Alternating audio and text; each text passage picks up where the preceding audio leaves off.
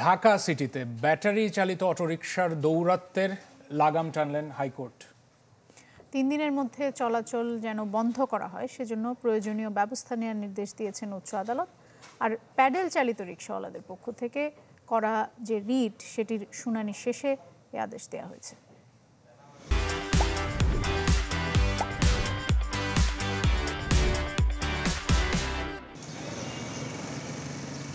Battery চালিত রিকশার দাপটে ঢাকায় যেন এখন ঠেকাই দায়।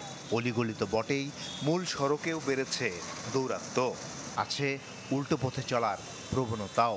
ফলে সড়কে বাড়ছে বিশৃঙ্খলা, অহরহই ঘটছে দুর্ঘটনা। এমনই এক প্রেক্ষাপটে হাইকোর্টে রিট করে বসেন প্যাডেল চালিত রিকশাওয়ালারা, যার প্রাথমিক শুনানি শেষে ঢাকার রাস্তা থেকে 3 দিনের মধ্যে ব্যাটারি চালিত অটোরিকশা বন্ধের নির্দেশ দিয়েছেন উচ্চ আদালত। গত 3 মাসে আমরা দেখছি ঢাকা মহানগরের যে বিভিন্ন সড়কে ব্যাটারি চালিত রিকশা কোনো লাইসেন্স, ফিটনেস, রেজিস্ট্রেশন ছাড়া যেভাবে চলাফেরা করছে, এটি জনজীবনকে বিপন্ন করছে। বিবাদীদেরকে 3 দিনের মধ্যে ঢাকা মহানগরী এলাকায় ব্যাটারি চালিত রিকশা বন্ধের জন্য পদক্ষেপ গ্রহণ করার জন্য। প্রশ্ন হলো, এই আদেশের পর কি কর্মহীন হয়ে পড়বেন ব্যাটারি চালিত রিকশা চালকরা?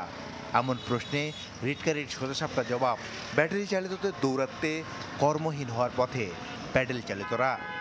12 জনকে রেসপন্ডেন্ট করেছি, তাদের কাছে অর্ডার চলে যাবে, তারা এই আদেশটাকে এক্সিকিউট করবে। সাথে আমি বারবার যে কথাটা বলার চেষ্টা করছি, জনসচেতনতা বাড়াতে হবে। আমরা যদি সবাই মিলে অ্যাভয়েড করি তাহলে ঢাকা শহর থেকে এই রিকশাগুলো এমনিতেই ভ্যানিশ হয়ে যাবে। এক বেসরকারি গবেষণা বলছে, ঢাকা শহরে বর্তমানে প্রায় 10 লাখ ব্যাটারি চালিত অটোরিকশা চলছে, তবে বাস্তবে সংখ্যা আরও বেশি। মাসুদুর রহমান, চ্যানেল 24, ঢাকা।